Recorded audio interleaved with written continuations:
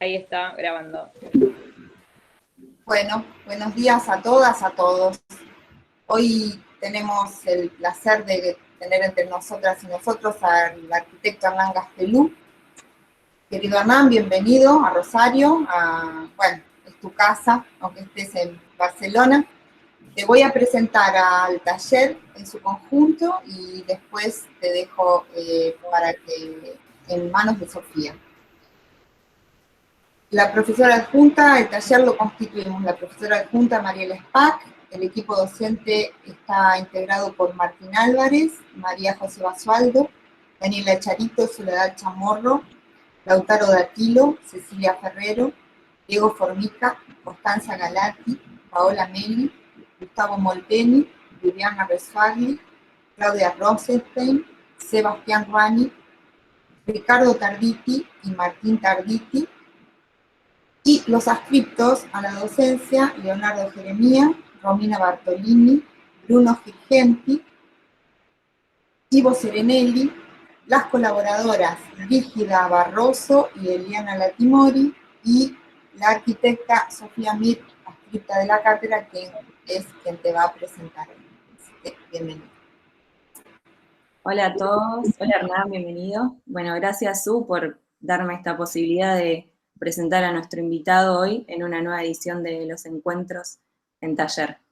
Hernán Gastelú es arquitecto por la Facultad de Arquitectura, Planeamiento y Diseño de la Universidad Nacional de Rosario. Actualmente cursa el máster habilitante en arquitectura en la Universidad Politécnica de Cataluña, en Barcelona. Obtuvo el grado de arquitectura en España en la Escuela La Salle de la Universidad Ramon Llull.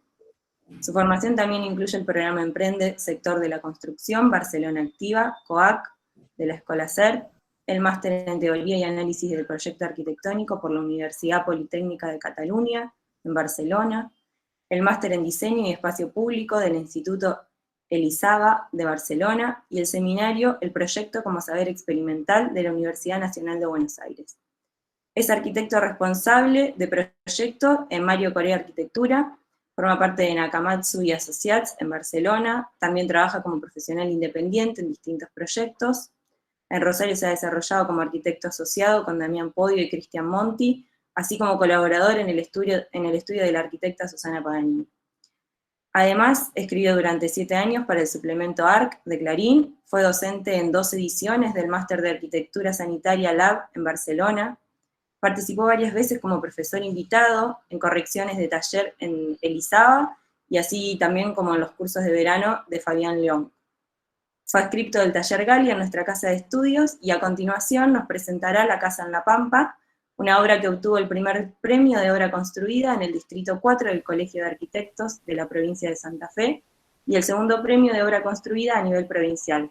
Además ha sido publicada en la revista Plot, en el suplemento ARC de Clarín, y en distintos sitios web de arquitectura. Adelante, Hernán. Buenas tardes, buenos días para todos y todas. Primero, gracias Sofía por presentarme, y muchas gracias especialmente a Susana que me da la oportunidad de volver a la universidad y a estar en contacto con una cosa que nos gusta tanto. Gracias por la oportunidad a todos. Bueno, voy a empezar a compartir. Un segundo.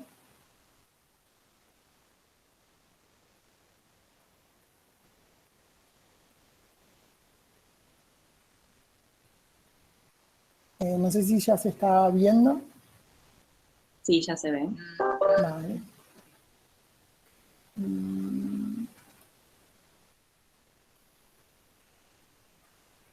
Vale, bueno, lo que les voy a contar es una obra pequeñita, es una obra en Casilda, es el departamento Caseros, no sé si lo ubican, está cerquita de Rosario, unos 50 kilómetros. Es una ciudad que fue fundada por Carlos Casado, inclusive a mí en la época de estudiante de la universidad la habíamos tenido en la cátedra de Klotman.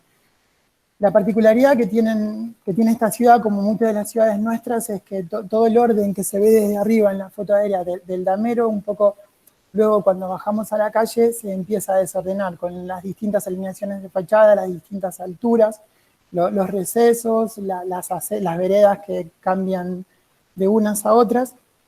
Y en sí, la obrita en cuestión, lo que tienes era la reforma y ampliación de una vivienda existente.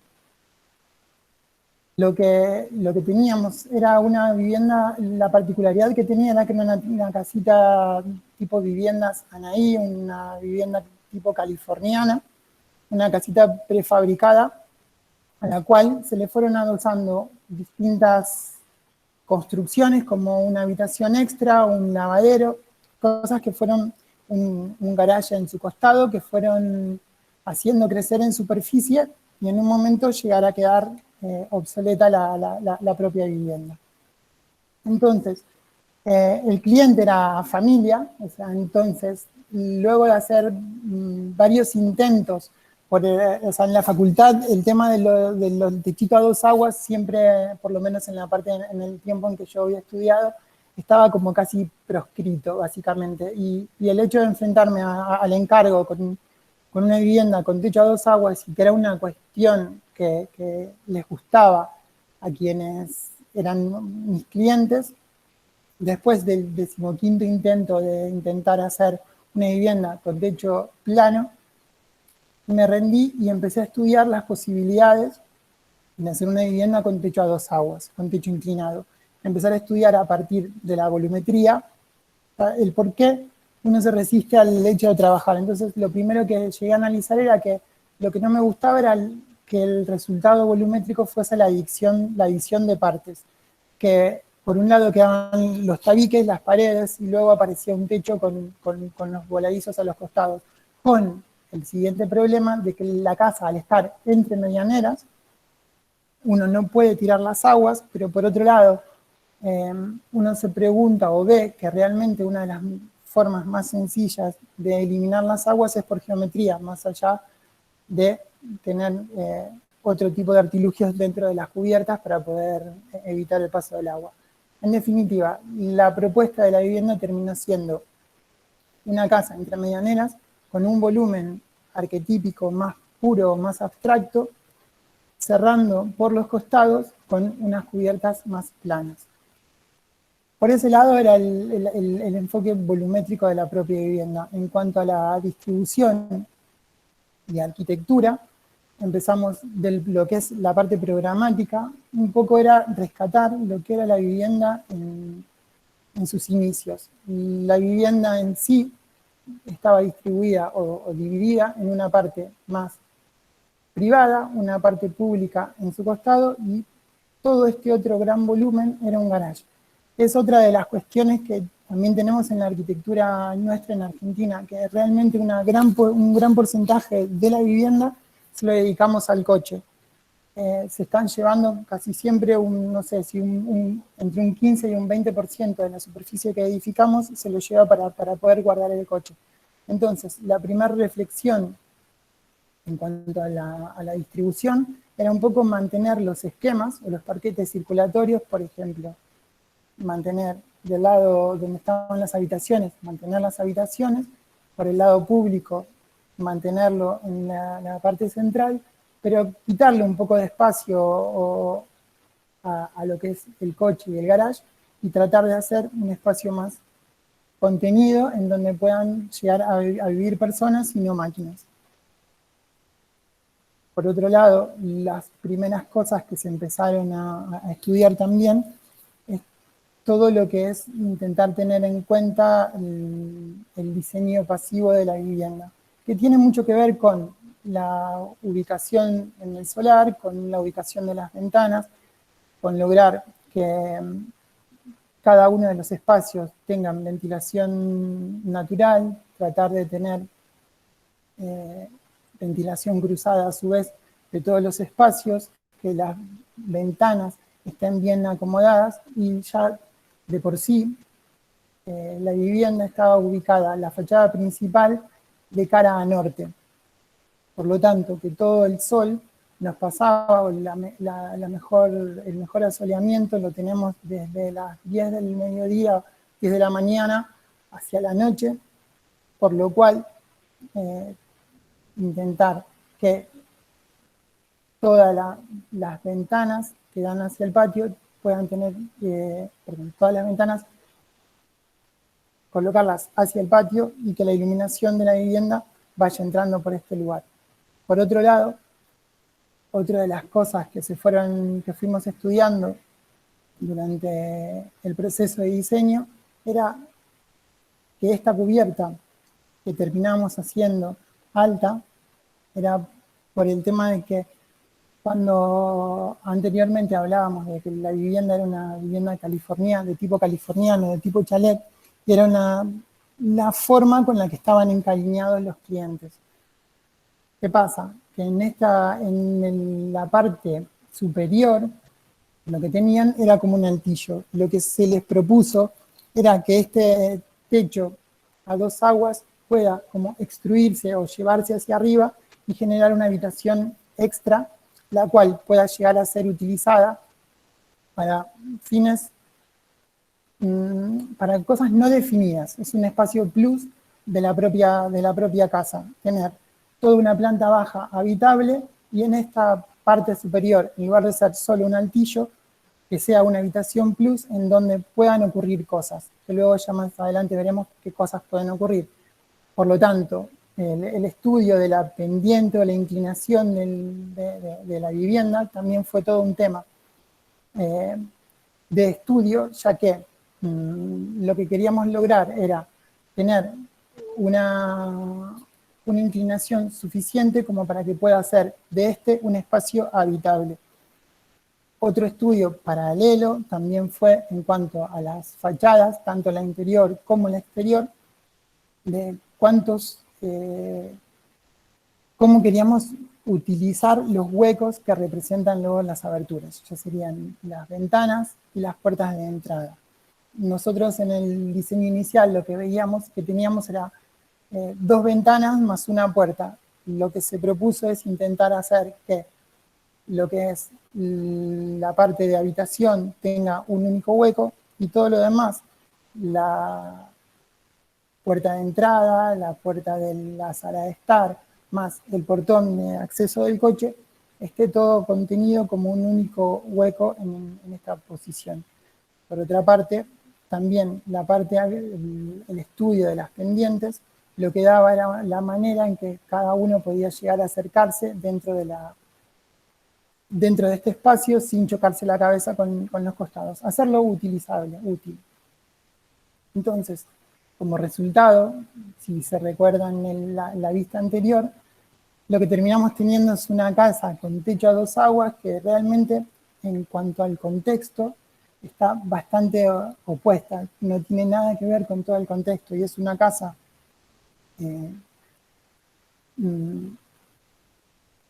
¿cómo decirla? Es un volumen puro que se acomoda en todo lo que es la trama urbana, pero entre casas con techos planos. Y colocar una casa con techo a dos aguas entre medianeras tiene su qué, tiene su miedo. Entonces, el resultado es este, en donde uno empieza a ver que parece un bicho, un armatoste bastante importante, pero el contraste con la propia ciudad es bastante importante.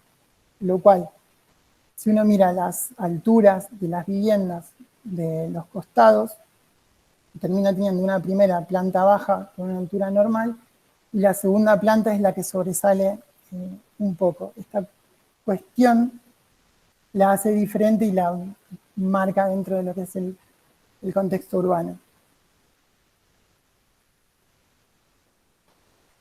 Acá, otro tema importante que habíamos empezado a estudiar un poco es el tema de cómo resolver la parte de las cubiertas.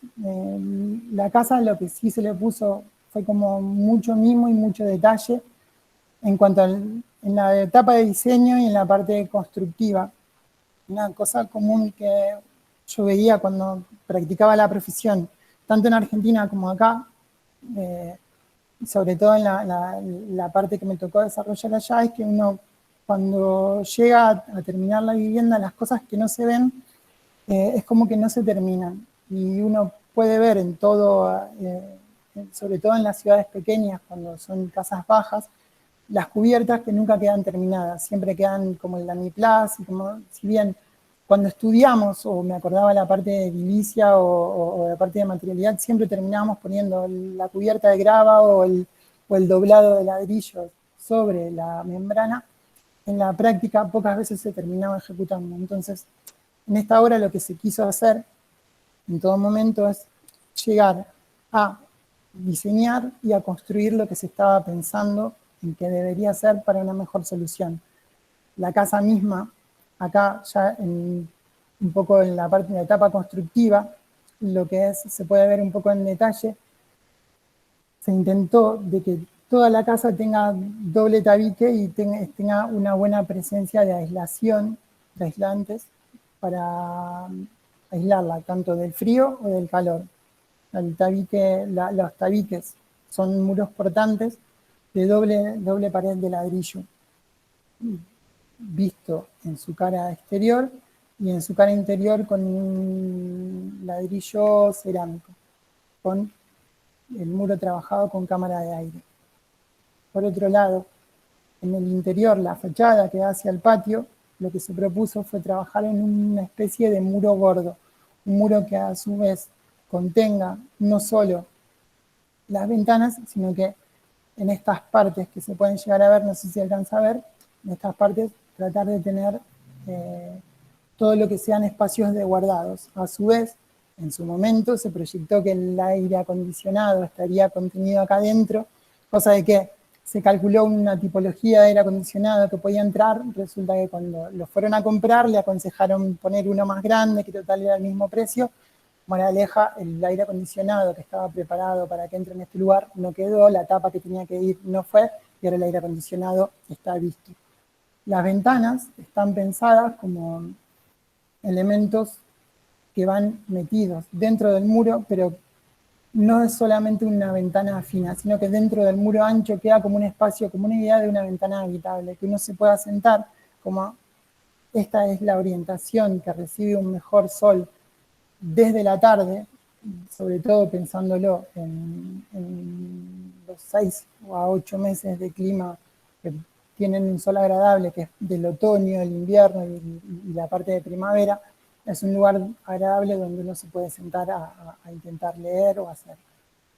En definitiva, el resultado de todo el proceso que los fui explicando es esta casa en donde exteriormente tiene unos materiales y una elección, una composición de materiales totalmente rugosos, como son el ladrillo, el hormigón, unos acabados en madera, pero por el lado interior, con este juego de que siempre se está buscando el contraste entre lo que pasa, ya sea el contraste volumétrico con el entorno y con la ciudad, y el contraste material, no tanto con la ciudad en sí, porque el ladrillo, el hormigón son materiales muy utilizados en nuestras ciudades, sino que el contraste interior con un acabado mucho más tranquilo, más sobrio, con paredes de Durlock, me sale Pladur, que es lo que se utiliza acá, la marca, con paredes revestidas en Durlock, pintadas,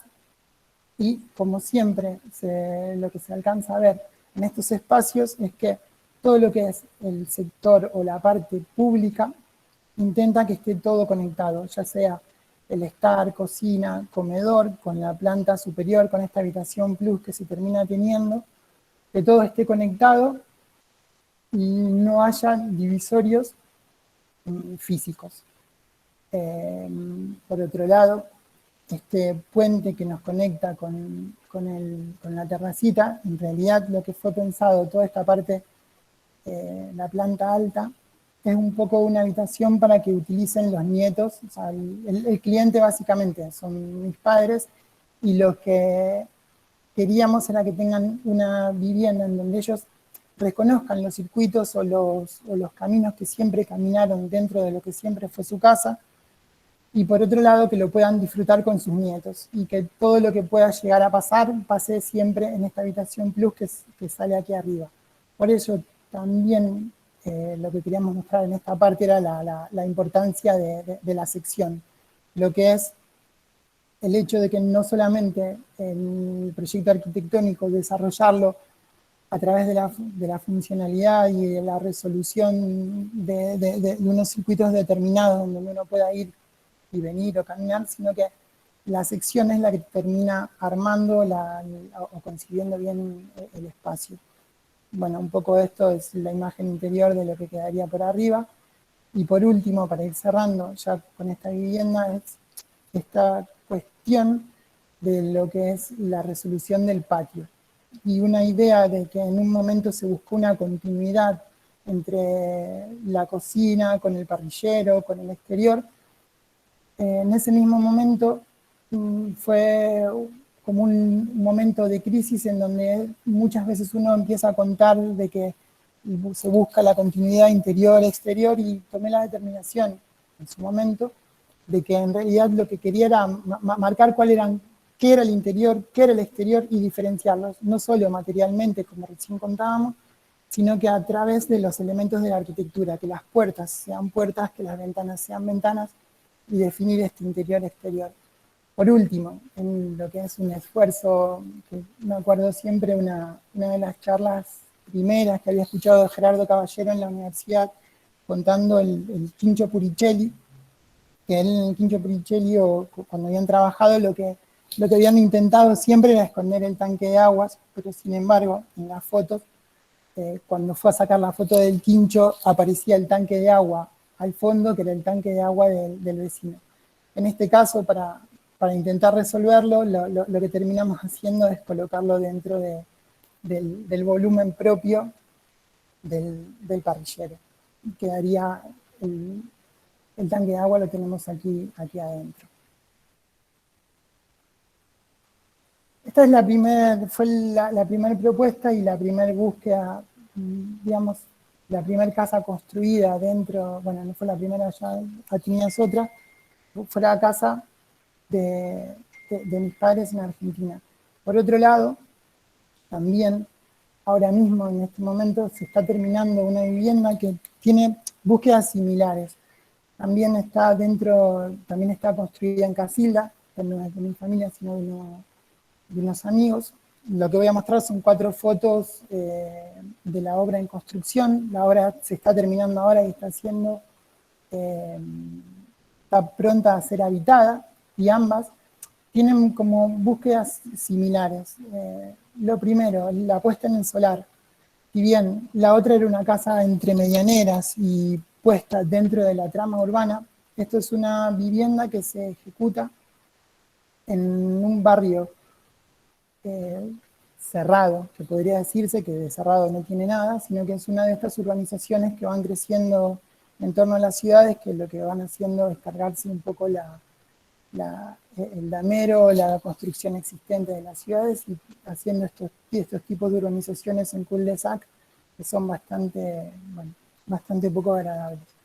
Entonces, la vivienda esta en cuestión también trabaja la materialidad propia de nuestra pampa argentina, que es el ladrillo, y siempre me gusta trabajar el ladrillo con el aparejo tradicional.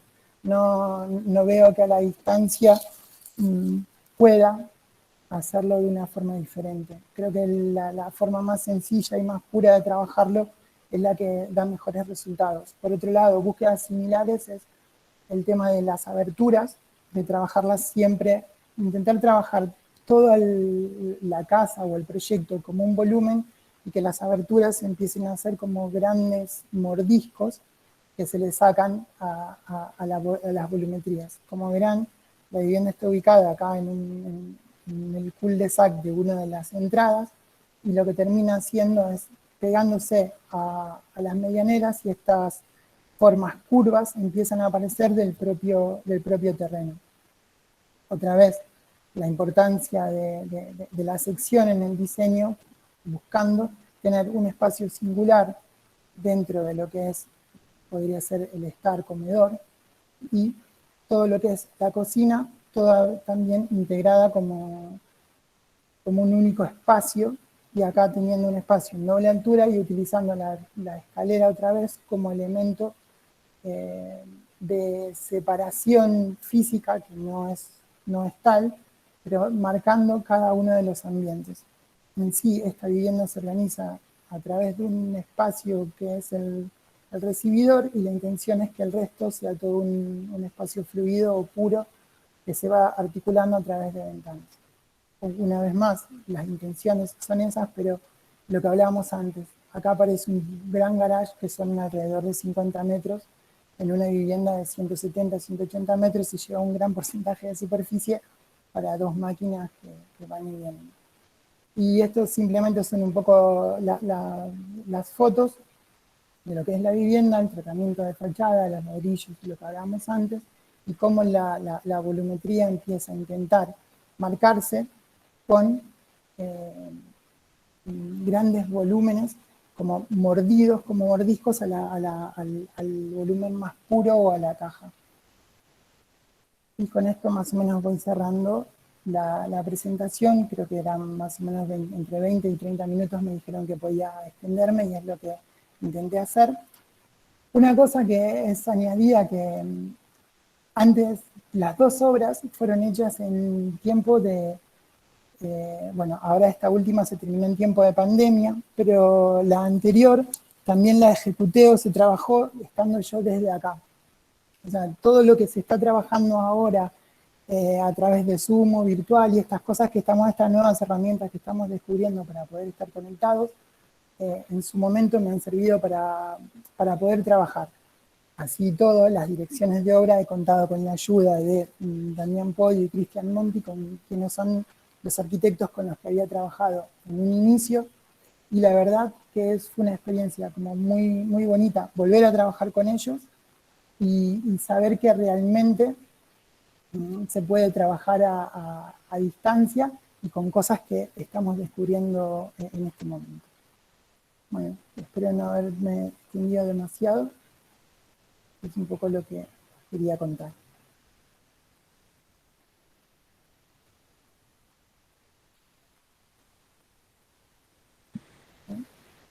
No, estuvo bien el tiempo. Buenísimo, Hernán. Bueno, no sé si alguien, si algún estudiante tiene alguna consulta o alguien del grupo docente quiere hacer alguna pregunta.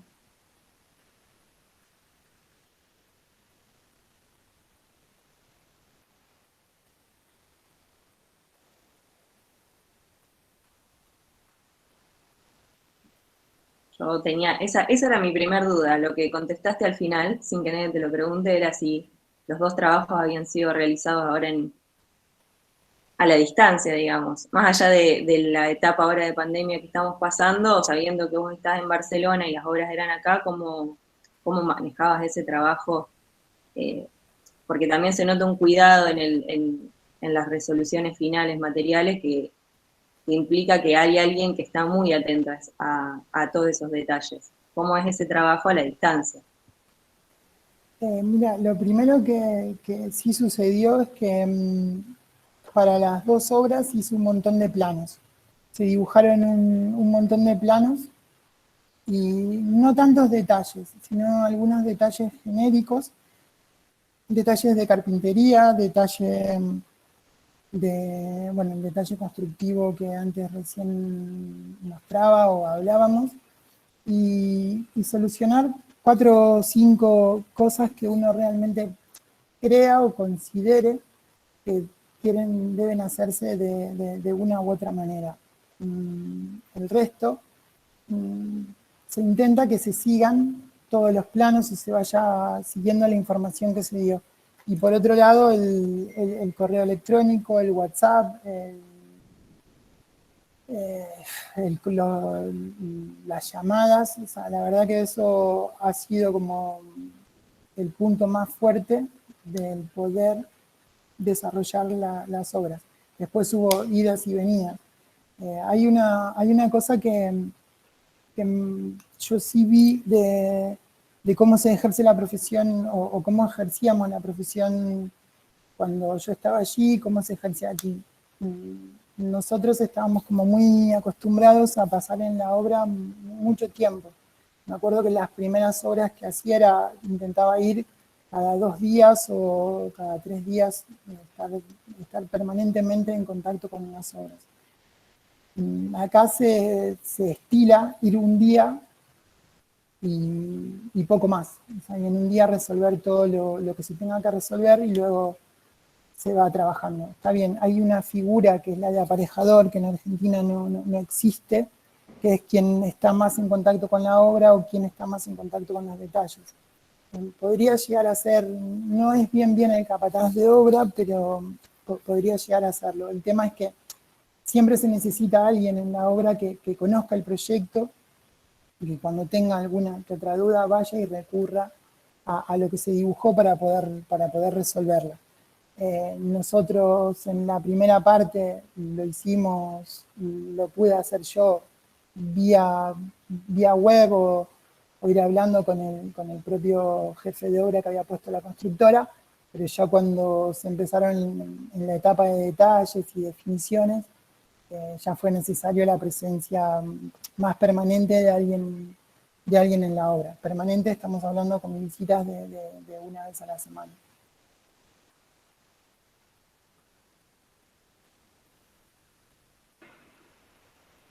Sí, si me permitís, Hernán, lo Sí, que claro. vos planteás en relación a ir una vez a la obra por semana, está hablando de que tenés una empresa constructora con un representante técnico de la empresa y con digamos, un nivel de ejecución alto. Bueno, si no, las experiencias son estar todo el día en la obra, porque bueno, por ahí los equipos de mano de obra, bueno, no están lo suficientemente capacitados, ¿no?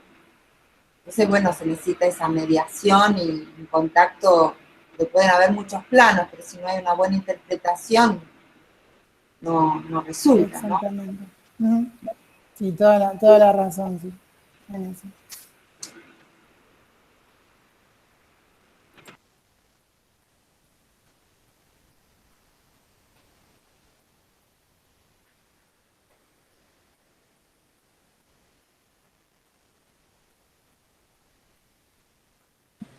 Yo voy a preguntar algo que no sé si me lo perdí o no lo escuché, pero cuando mostrabas la primer casa, ¿de qué materialidad es la cubierta? O sea, como que por ahí un poco ese detalle de la cubierta que no llego a ver la foto, que por ahí, bueno, no se ve muy bien con la cámara la presentación. Bien. Eh, La cubierta son tejas vinílicas.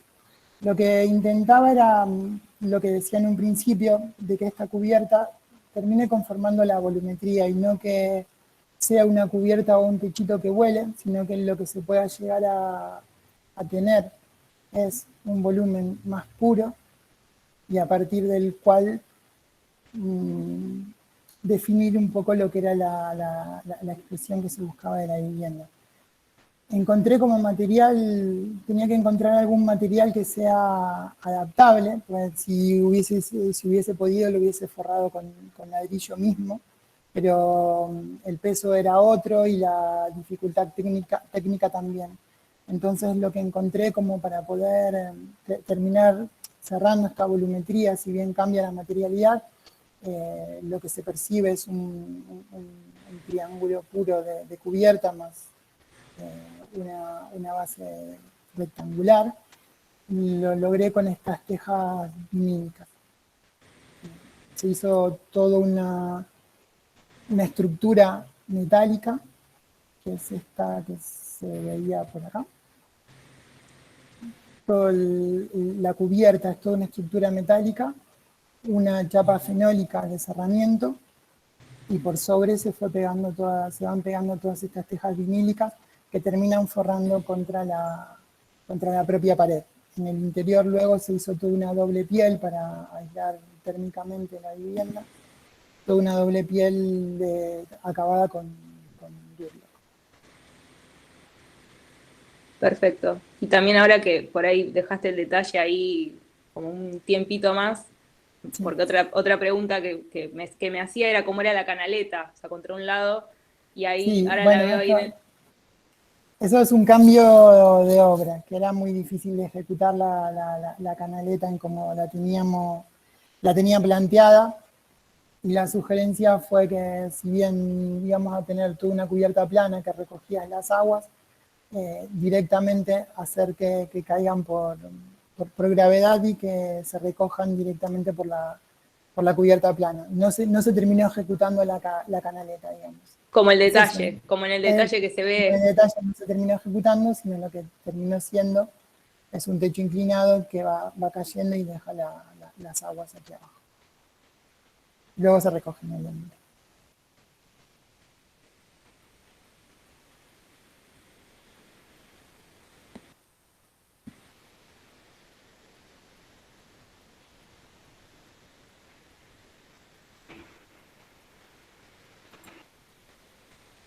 ¿Alguna pregunta más? ¿Hay alguien? No los veo a todos.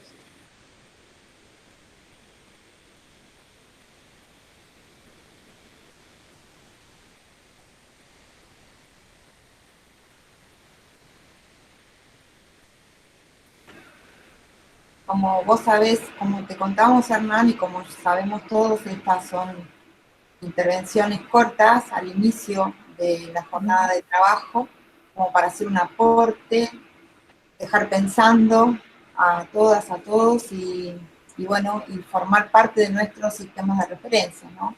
Irte a buscar cuando alguien necesite ver algún detalle, y bueno, todo este material queda alojado en la facultad. Así que, bueno, es un material que consideramos valioso. El tema del tiempo, pedimos disculpas siempre, pero bueno, es así para que podamos hacer en pequeñas dosis muchos aportes, ¿no? A lo largo de todo el año. Pero bueno, podemos seguir contando con tu presencia. Al contrario, el tema del tiempo me parece fantástico que sean cortos para, mientras se pueda, contar lo importante. O sea, intentar contar lo importante y que se pueda seguir. O sea, creo que es importante también tener tiempos cortos, poder explicarse y poder seguir, sobre todo.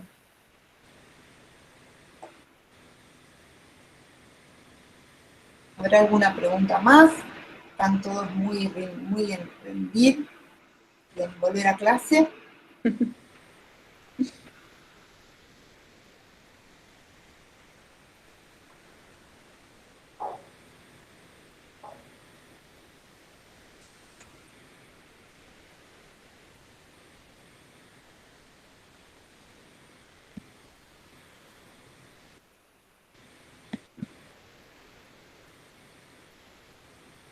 Bueno, me parece que... Si no hay Sí, Hernán, yo te consulto antes que te vayas. ¿Qué tal? Sí. ¿Qué tal la experiencia del lucernario en una región como la nuestra? Y más cuando vos usás el concepto de criterio y envolvente, como que se entrecruzan ahí. ¿Qué dice la gente que habita la casa? De momento no he recibido quejas y te referís a las ventanas Velux. Exacto. Como es un espacio, mira, te lo muestro en esta parte. Como es un espacio que no tiene una función definida y lo que, bueno, si tuviese una foto de ahora, lo que tiene es un sofá, libros puestos por acá, alguna lámpara y un escritorio y después, bueno, muchos juegos de chicos. Y la verdad es que no tienen problema, no he tenido ningún problema. Tampoco hemos tenido ningún tipo de problema en cuanto a filtraciones o humedades o sea, el propio sistema. Justamente la Velux justamente tiene un propio sistema con una cortina tipo blackout para el tema de calor y frío que permite que no pase ni uno ni el otro. Todo el envolvente de la casa fue pensada, una cosa que cuando le estaba hablando antes de estrategias pasivas, lo dije demasiado rápido, todo el envolvente de la casa, bueno, en parte es con muro doble, con la aislación, y todo lo que son las carpinterías, todas tienen doble contacto y todas tienen doble vidriado hermético. En cuanto al frío y calor, en invierno, verano, la verdad que la casa reacciona muy bien.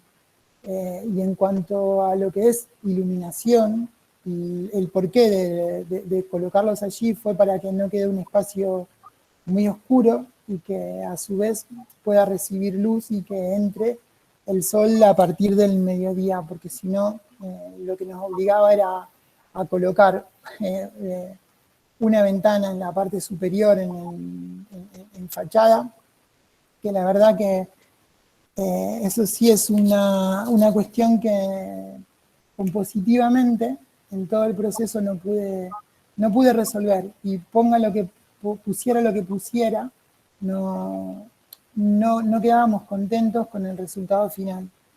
Por lo que fuimos a este artilugio de acortar los espacios, más o menos la luz natural, lo que entra en cada uno de los espacios son alrededor de 6 o 7 metros cuando no hay sol, cuando no hay una radiación directa. Y lo que queríamos hacer era que, como este espacio iba a ser básicamente como un estudio, como un lugar de juegos, que tuviese luz natural, y que cada uno de los locales, a su vez, recibiese, aunque sea a una determinada hora del día, un poco de luz y algún rayo de sol. Como síntesis a tu pregunta, térmicamente funciona bien, a nivel de ventilación también, porque logra que este espacio tenga ventilación cruzada, que de otra manera no la tendría, salvo que colocando, como te dije, algún tipo de ventana en la fachada, cosa que se reñía un poco con la composición de la misma. Y por último que tenga, bueno, creo que lo dije, iluminación. No he tenido quejas en ese sentido. Bueno, muchas gracias. De nada. Gracias por preguntar. ¿Alguna otra pregunta? ¿Alguien más que quiera consultar algo? No veo caritas con manitos. Ya estamos en tiempo, Sofía. Ya estamos en tiempo, así que, bueno, agradecerte, Hernán, tu participación, y, bueno, contamos con vos para ocasiones futuras, digamos. Bueno, al contrario, el agradecido soy yo, gracias por la oportunidad de dejarme participar y por tenerme en cuenta, sobre todo para este tipo de cosas, que la verdad que son muy gratificantes. Bueno, sos bienvenido en el taller de parte de todos y de todas.